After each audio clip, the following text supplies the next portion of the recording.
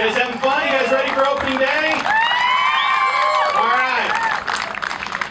Let's get some of the conversation started. We're going to bring up here, first of all, I want to thank everybody from the Parks Department, the Kansas City Parks Department.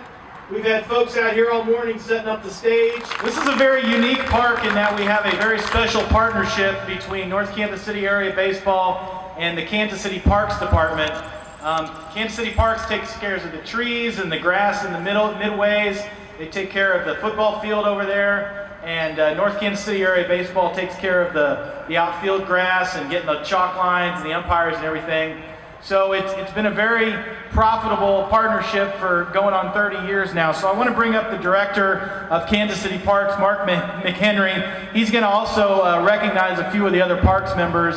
And I've got to say that this park wouldn't be here without the help from Miss Anita Gorman, who was a council person and on the Parks Department way back when. So we thank her very, very much for her support in building this park. So Mark, come on up, say a few words.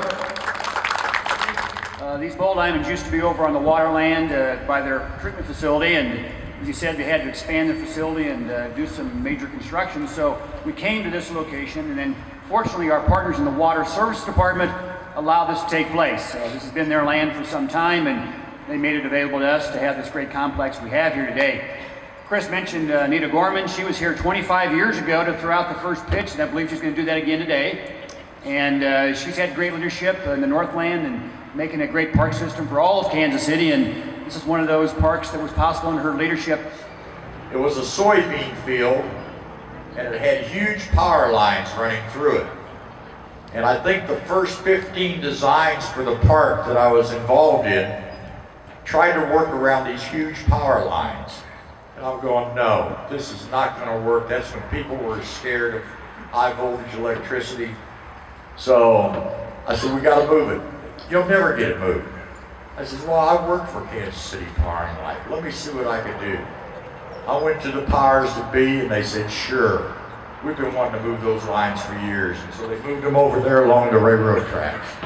And then we were able to design the park like we wanted after 27 attempts. It's pretty impactful to see how this league has grown over the course of the last 8 years. I think when we first started, or when I first started, and Ed's kind of showing me the ropes, we were roughly around 170 teams or so at the time in our program, and now we're approaching 280 on an annual basis. That's just from the spring season. And the fall seasons, we jumped from 90 to 100 and 180 in that time frame. So a lot of growth. That means baseball's strong, and hopefully what that means for us in the city, and more importantly for our community, is that we're providing a great venue like Waterwell to play the great game of baseball.